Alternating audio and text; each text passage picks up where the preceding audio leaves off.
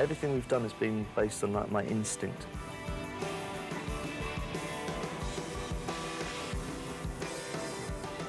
It wasn't the point of the group, and it never has been and never will be, to be successful. But the point of the group has always been so that I can do what I want. And people just like that.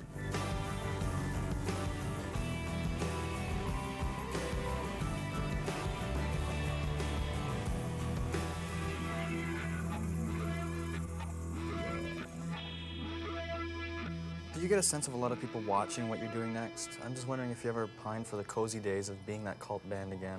Don't make any difference to me at all. It really doesn't. I'm not aware of it. Up until, in fact, the only way I'm aware of it is actually in a very helpful way. It's when I'm singing in the studio.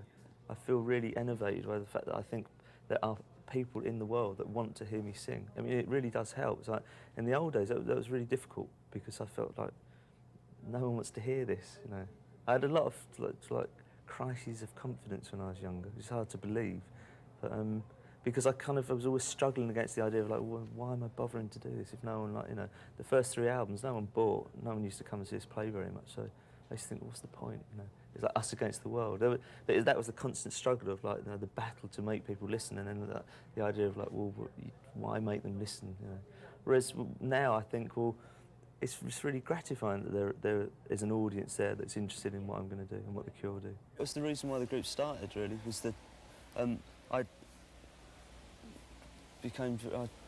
get really affected by music, like what I listen to, and when I was just being bombarded by awful music just from all around me. When I was about sort of 14 or 15, I just thought I wanted to do something about it, and it's always been that. So I've always wanted the group to play music that I enjoy, and as my tastes have changed over the years, our style of music's changed, and it's not really taken into consideration what anyone else thinks about the group. So it is a very selfish attitude, but at the same time, I think people have over the years have respected that. They actually like the idea that we do what we want.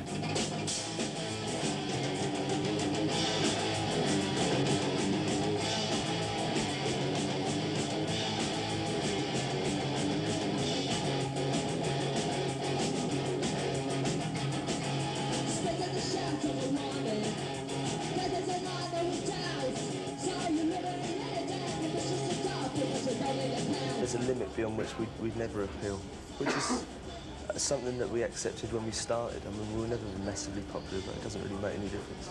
And I can think of nothing. I mean, I can think of something worse, but there's very few things I can think of that would be worse than spending your life trying to sell a lot of records in Canada or America.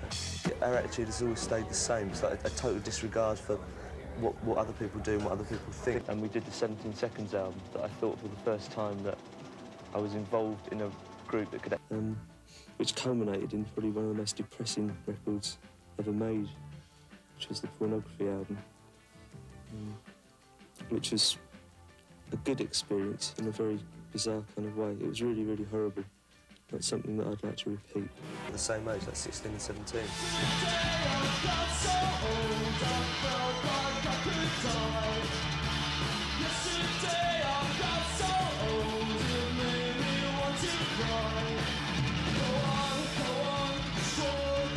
So the new young group is the one that's screaming? Yeah, because they seem to be more girl than boy, whereas we used to be a much more sort of boy group. Same audience, you'd end up being something horrible like Supertramp or something like that. Right. I mean, Duran Duran would probably have housewives screaming at them in 10 years' time.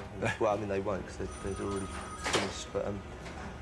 No, I mean, we made a decision that we should change our audience. After Pornography and we released Let's Go to Bed, we knew that we'd be like getting in a new batch of people. But I mean, it's funny. It keeps the whole thing more up, really, for us, more interesting.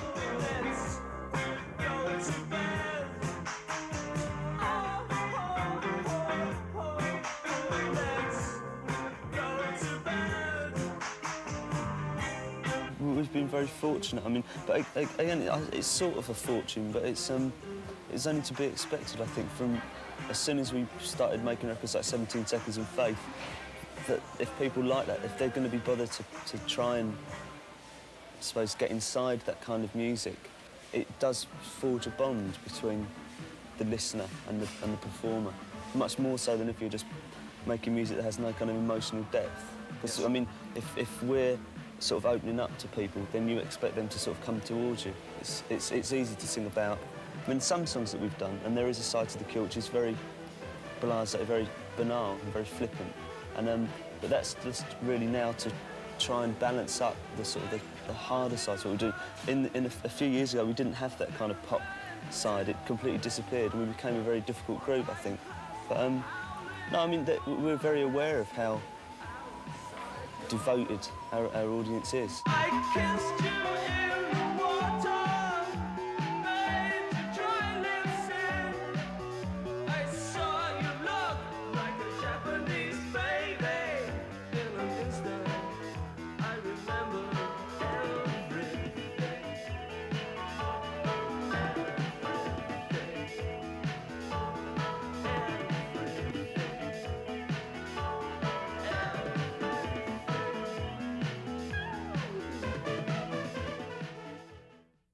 We didn't have managers. We still haven't got a manager. We've never had a management contract. Just things because I always felt that if it was what I wanted to do and if I was enjoying it, I should be able to do it without the help of other people. And I mean, whoever's in the group at the time always like joins in on that sort of level. Everything's divided equally. Everything works on an equal level. But ultimately, I sort of have the final say, and that's like with regards to everyone, whether it be the record company or whoever. Boys don't cry. I would tell you that I loved you if I thought that you would stay.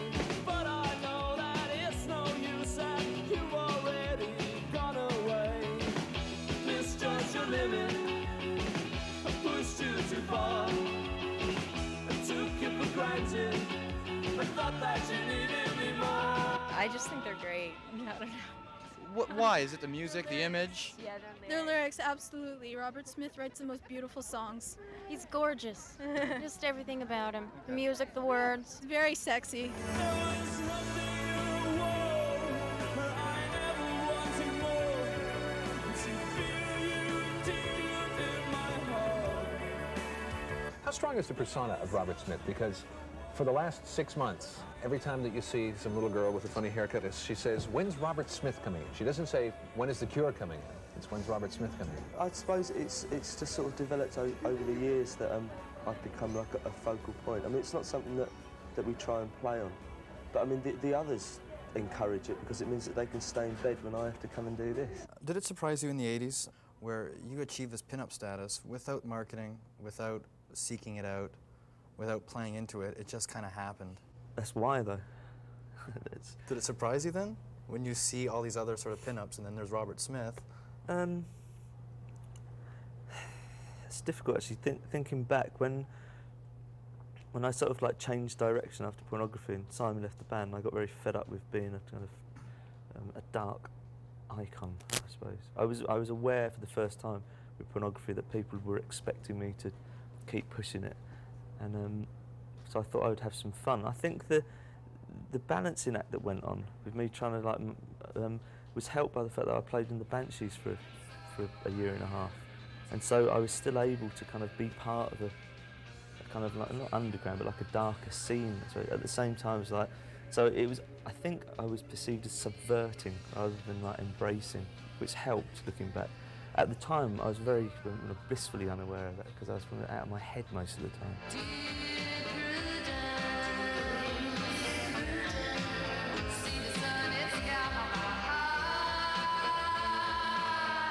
Robert's head got a bit scrambled after being in The Cure and the Banshees.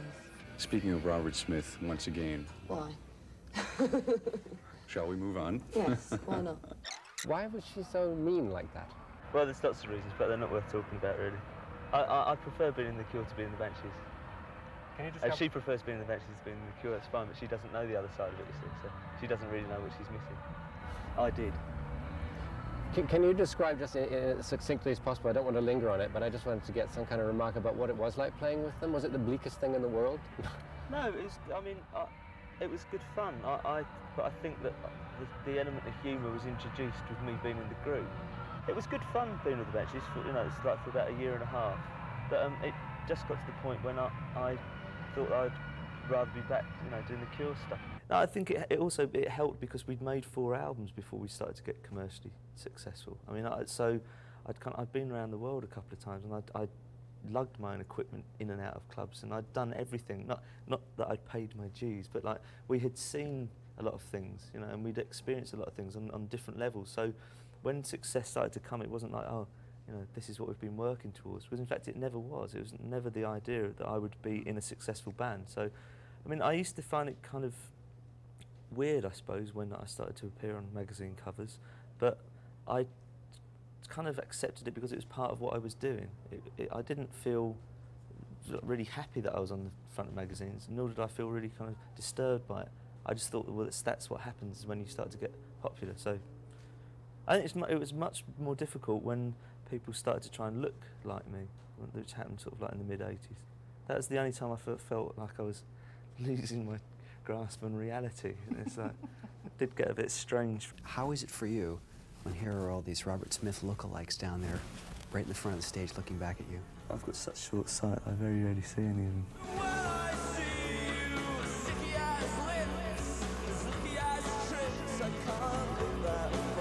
I just don't feel that comfortable about being stared at so much anymore.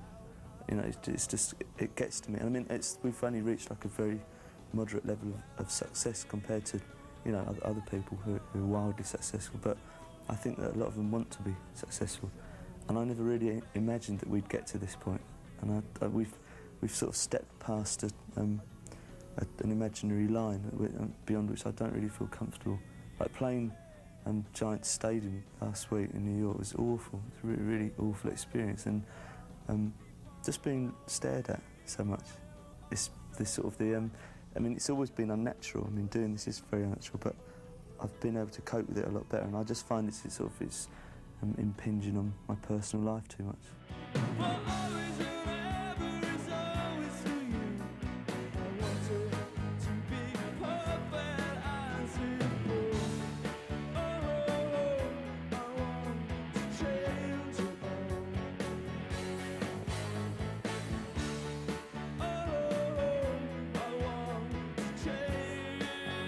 The addictive nature of like that kind of the sense of being stared at and the adulation it is. I mean, it does feed your vanity to an enormous degree, and sometimes it's really good fun, you know, and it'd be stupid and dishonest to deny it.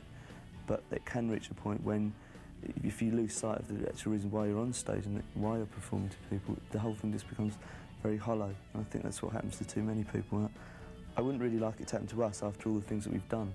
It would take away from things. And I suddenly realised that we'd become a really kind of popular band, and that was the only time I've ever struggled, I think, to cope with that kind of attention. The rest of the time, you just sort of, it's a joke most of the time. Yeah, that's why I cut my hair. Today I got so old, I felt like I could die. Yesterday I got so old, it made me want to cry. Go on, just walk away.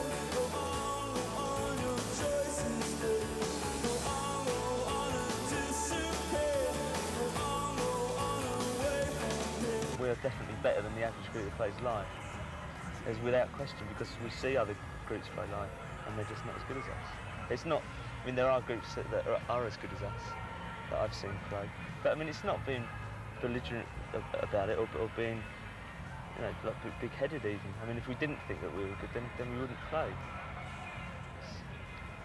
I don't mind thinking that we're the best group in the world. It doesn't bother me at all. I don't expect people to believe me, but what else am I going to say? I think as long as the group keeps going, we should play concerts, however infrequently, because you sort of, it just makes it more complete. It's more satisfying. Movement in the corner of the room, and there is nothing I can do. I realize you're fright. Spider-Man is having me for dinner tonight. It's such a good feeling when it gets to that kind of level. You can actually, you'll look up and you'll see all these people and you'll think, oh, they're all listening to what we're doing, and it can be, you know, it's like a very weird sort of feeling. And isn't that strange to understand why it's a good feeling and why you want to sort of like have that feeling again? But at the same time, I have to keep in my mind that it's unnatural. The whole thing is very unnatural because that has never come naturally to me.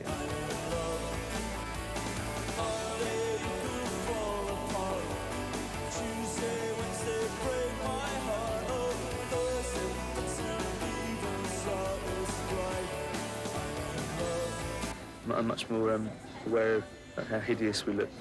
So we tend to keep our heads down more when we play in daylight.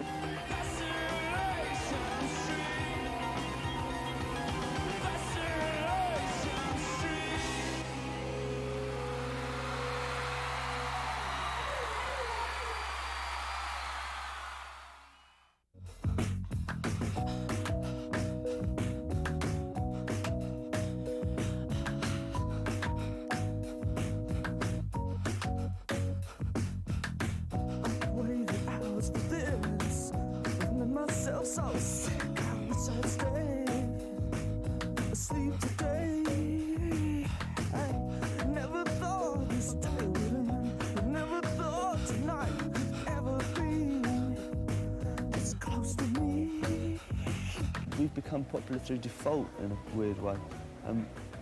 Just over the years, what's happened is we've managed to retain, I think, our audience, like our old audience, and just add to it. Whereas, again, a lot of groups swap their audience. If they want to be successful, they sort of trade one in for another. But I've never really bothered. I'm surprised at how popular we've become in North America. Explain it yourself. Yeah, I really am. But just because of what I look at that is popular, I see very little that I can feel any empathy with or anything that I actually enjoy. So obviously, if we become successful, I wonder why.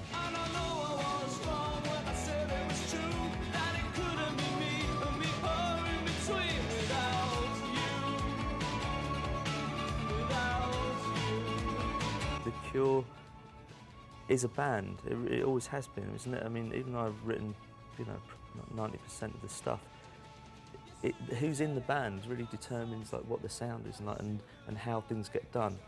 And although there's been a band called The Cure over like 20-something years now, there's for me there've been like 5 pretty distinct bands called The Cure.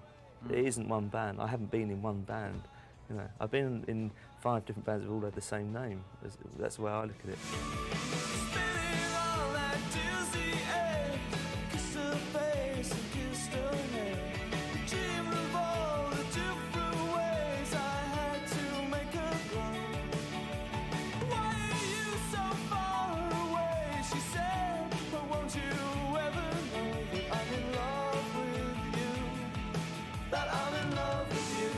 Everyone that's been in the band, I think that they've had their own kind of drives and ambitions, and sometimes it kind of just falls out of step with what the band is. It's a very democratic process when we're working together, but if I want to drag the group somewhere, everyone has the choice to sort of go that way or not. It takes more than musicianship, I would think. It takes a state of mind to be in this group. Yeah, it's well, from my point, when I joined, it was pretty nerve-wracking, the thought of joining The Cure, because you have this mental picture that I'm sure Jason probably had as well, of this very sombre, very severe group of people.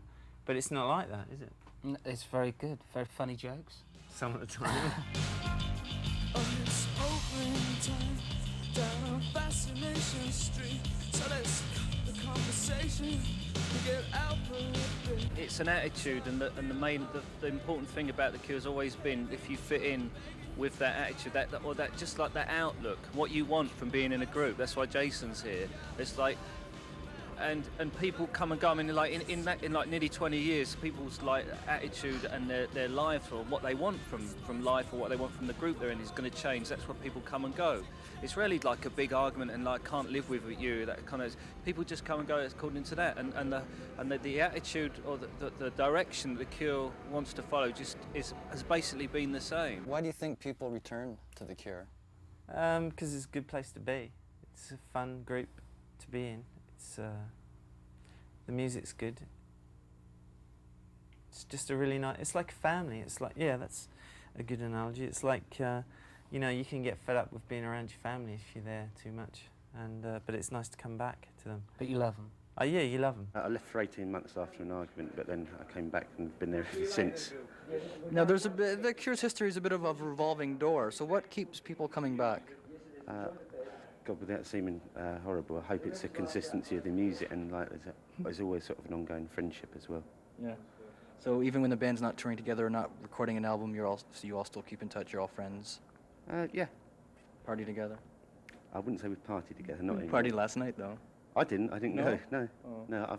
I've mended my ways. The prerequisite of being in the group and staying in it really is just that you get on with everyone else and you sort of like what we're doing. There's never been any sense of you're in the group, so you're in the group. You have to sort of want to be, and you have to enjoy it and contribute something as well. And generally, people that have been in the group know when they're no longer fitting in, and it always seems to be usually seems to be a very easy kind of falling away. I don't know. Maybe it'll be me next.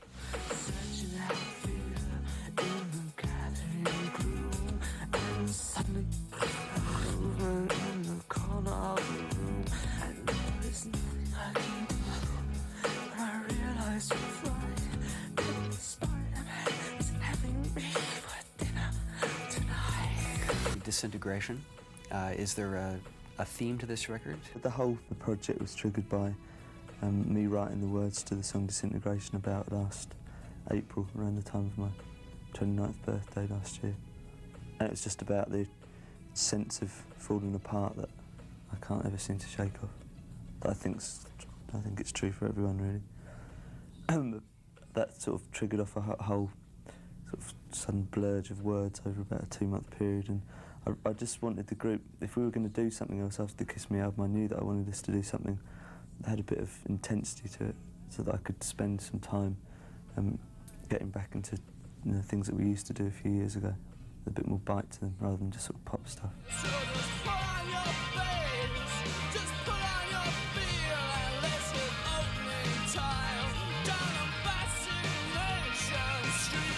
Just the notion of turning 30. It's kind of a paradox, I think, but you're forced into accepting age the older you get. But I still try and sort of fight against it. I mean, against the mental decline and the physical decline that comes with age. That sort of your loss of a sense of wonder at things. And that, I mean, having nephews and nieces, it's brought home ever more frequently that how old I'm getting. Just like inside my head. I've not been fascinated by things I used to think were really fascinating, and it's just a bit worrying. It's a bit sad. So I try and fight against it by doing something, like writing songs. I don't know why, but you sort of hit certain ages and you sort of reevaluate like what you're doing, what you're going to do. So I think it's the same for everyone. It just comes out in different ways. Some people get divorced, some people get married, some people write songs. I mean, there's a million different ways of sort of coping with it, and I don't know, it's sort of being driven home to me gradually, how old I'm getting. Whenever I'm alone with you, you make me feel like I am home again. Whenever I'm alone with you, you make me feel like I am whole again. Love Song sounds like perhaps the most traditional thing that you've ever written. Are you proud of it for that reason? Yeah, it was because me and Mary got married last year and I couldn't think what to give her for a wedding present, so I wrote her that song. It's cheap and cheerful.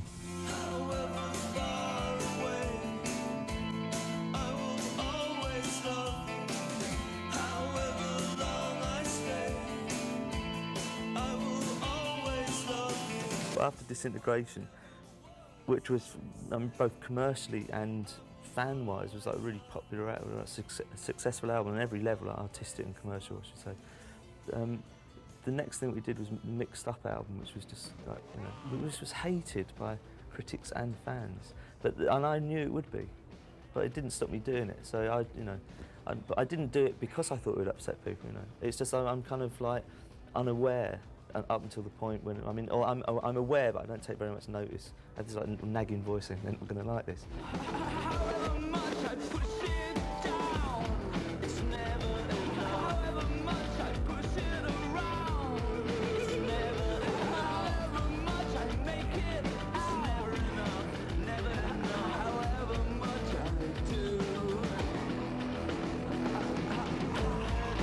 What do you do to keep your curiosity alive?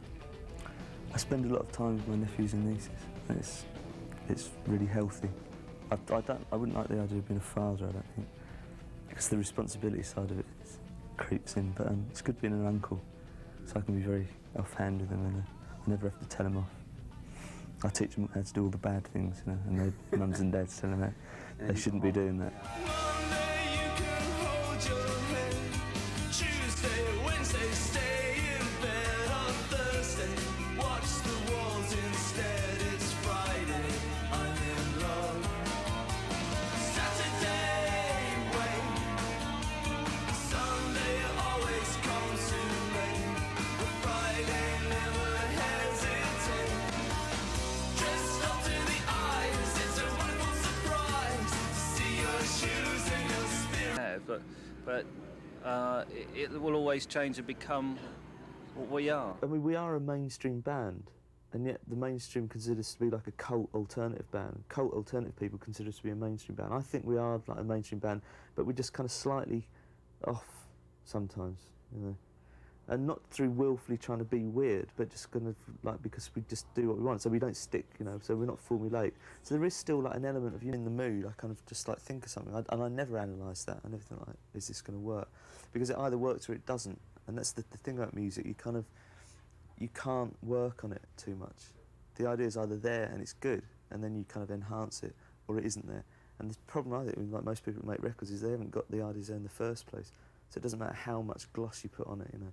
You're kind of like shining coal. It just never works. I honestly don't remember writing a lot of the words over the years. There's about 75% of them come and I'm in some kind of altered state, either, you know, through self-induced or I'm half asleep, or, you know, and they're usually just there. I sort of find bits of paper in my pocket or on a bus or, you know, at home under my pillow and things.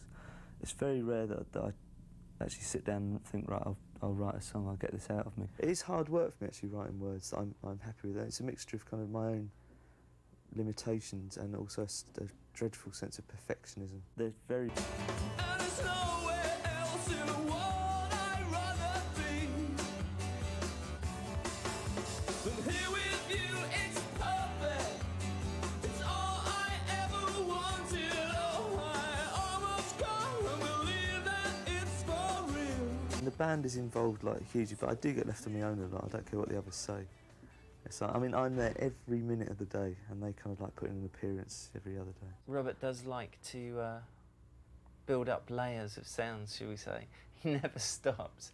Right up until the mix, he's always adding little bits in. We start off saying, okay, let's keep this one really sparse, and then by the end of it, it's, you know, it's got 20 layers of sounds on it. But that's, he never really wants to let go of the song. But they get to live lives outside of work when we're doing an album, and I don't. Because there's always something. It's not, because I have to, I mean, I don't have to, but I like being involved from the moment it starts to the moment it's finished. Never guessed it got this good. Wondered if it ever would. Really didn't think it could. Do it some more, I know we should. We've still got it. I mean, it's mainly in the British press, and it kind of filters out from there. And it's really a laziness that, when this came out, one of the reviews, I think, the Melody Maker, in fact, and the NME, was still quintessentially a goth band. You know, I think, for fuck's sake, come on. But I like what we do to have, you know, if people have bothered to kind of like go a step further, then there is something there to find. It's like, but I don't have this like pretentious, kind of precious notion of what I do as being art. But I mean, if we do something, I want it to kind of like to excite people, and for there to be something there if they want to go and look for it. But if they don't, then it should also kind of work on a very simplistic level, which is, I think, probably the reason why we've succeeded is because there are tunes, is what I'm saying. What is it about The Cure that makes you a fan then? I like the way Robert Smith plays guitar. See, no one talks about his guitar playing ever. He's great. But all my guitars I buy because of what they look like, not because of how they sound.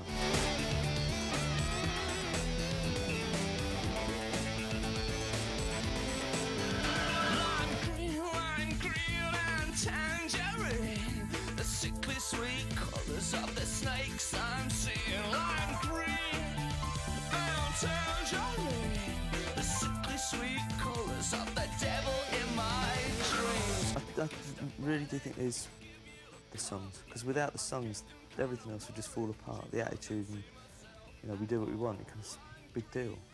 If no one liked the songs, it wouldn't really, you know, I wouldn't be sitting here talking. It wouldn't make any sense. But I think there is a side to it. It isn't just the songs. There is a side to it that's the people that I talk to that like the group often just like the idea of a group like The Cure being there, because it shows that you can do things in your own way, and we kind of represent, you know, just like saying, well, you don't have to do it that way. You can do it your own way and still be successful. And it wasn't the point of the group, and it never has been and never will be, to be successful. But the point of the group has always been so that I can do what I want. And people just like that, you know. It's kind of, but people who are fans of the group like it. People who don't like it are like journalists who resent the fact that I'm able to do what I want, and other people like it. I think there's also, in a strange way, people want us to continue to exist, which is sort of worrying, because they think if we stop, we're kind of like the last band of our generation. It kind of, it's like severing the only tie left with, you know, like that period of time. So a lot of our older fans like us just to keep going at all costs, you know. And I think there's an awful lot of pressure. Yeah, although I mean, that isn't why I keep going.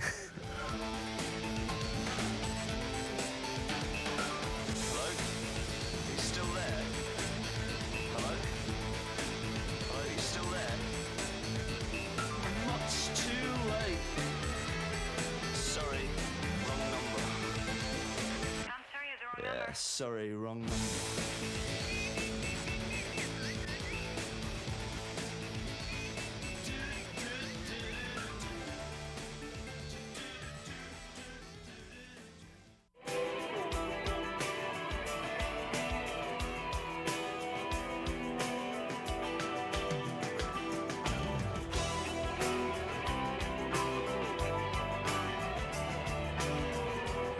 Looking back at the whole career of The Cure, I think it can be surmised in one word, and that's to borrow an album title, faith. Because you've done it your way this whole time. You've never compromised, you've never followed trends. Yeah, I think that we've always done just things that we wanted to do, and it's turned out right. It's a lot easier said Simple, really, isn't it? It's a lot easier said than done, though, isn't it? Yeah, but they're generally it's just like everything we do is based on instinct, and it's like waking up in the morning and wanting to be in The Cure is like the most important thing.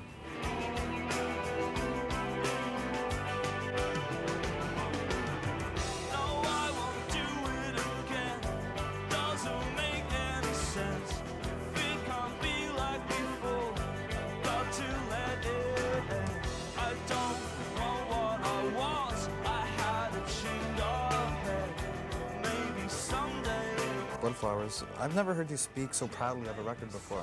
I think the difference with Bloodflowers is that I not only feel that it's good at this moment and that it reflects how, you know, it's exactly how I wanted it to be. I felt as we were making it that it was going to be an album that would be remembered in the same way as Disintegration has been remembered. Like 10 years on from Disintegration, fans still refer to it as like it's like a touchstone album.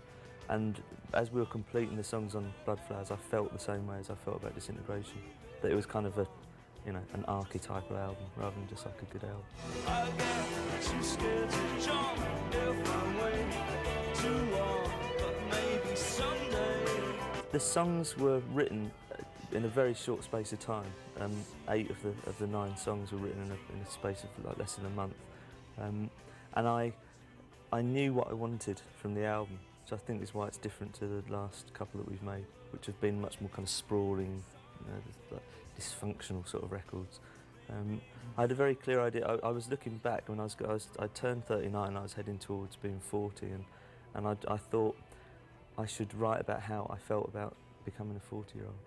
I was worried at the same time that it would be introspective to the point of being boring, because I was thinking like I did this 10 years ago with Disintegration. But as I started writing and I was trying to complement what I was writing lyrically with what I was doing musically, I realised that there was a totally different mood, and in fact that I am a totally different person than I was when I was 30. Side by side in silence, they pass away the day. So comfortable, so habitual, and so nothing left to say. When you turned 30, you were freaked out, but when you turned 40, you were fine with it? When I was younger, when I was really, you know, like in my teens, I invested a lot of negative things into like the idea of becoming 30 was old. Yeah. And I thought, I hope I get everything done before I turn 30, because that's it, you know, no one does anything good after 30. I mean, I knew in the back of my mind that it was rubbish, because my favourite, like, the true great composers of classical music, like, and some, you know, the greatest works of literature are often written by people who are past 30. But I thought in the idiom that I was working in, I thought, this is it, I've got to get it all done by 30. 40 didn't really mean as much, because I never thought I'd get to 40.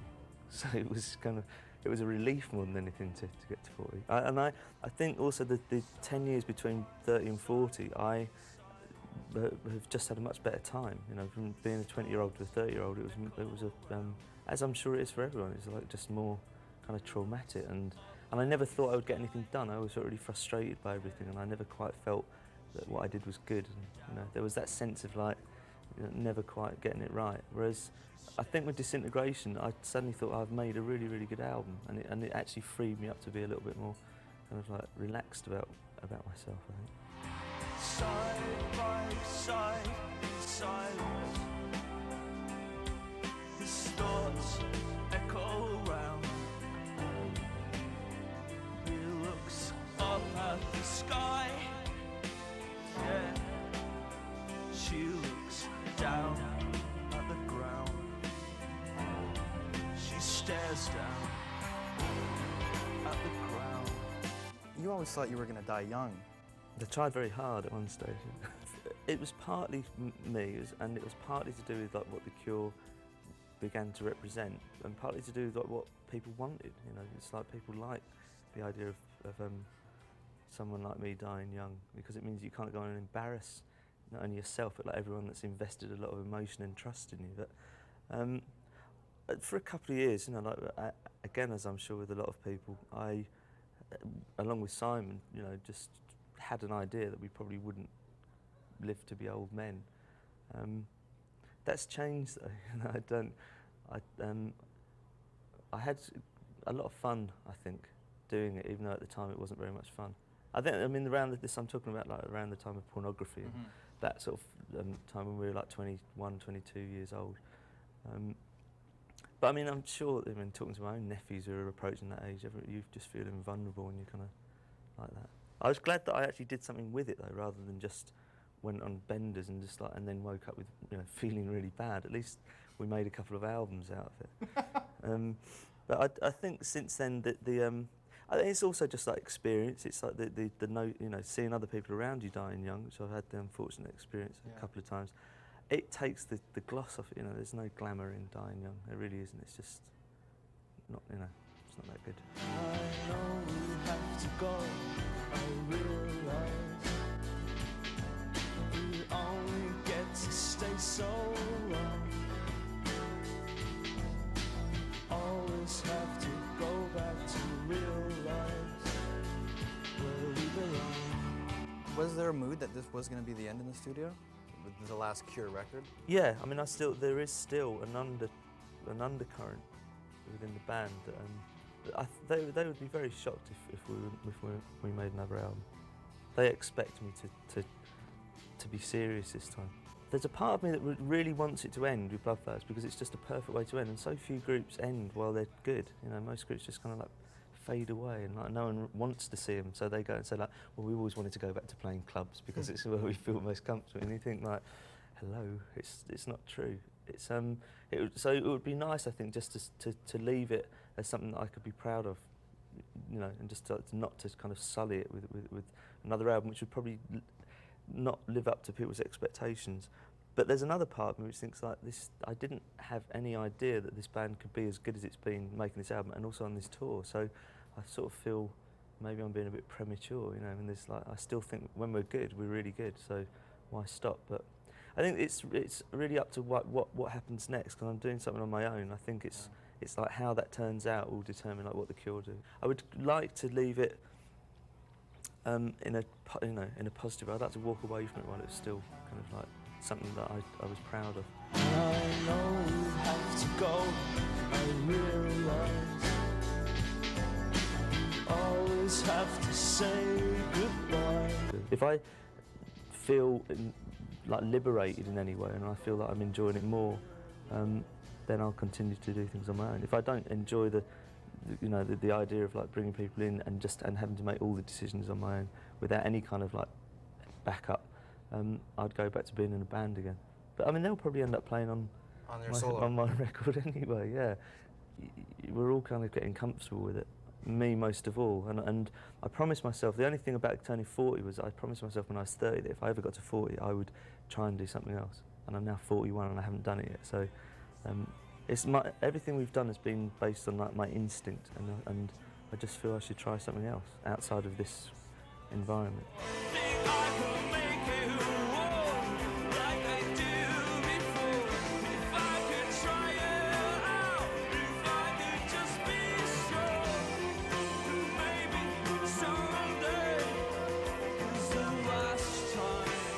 There are any misconceptions about me that I worry about because they're all in the general media, and it's just to be expected. I don't think that the people who are into the band, or anyone who calls himself a Cure fan, I think has a pretty good idea of what I'm like by now.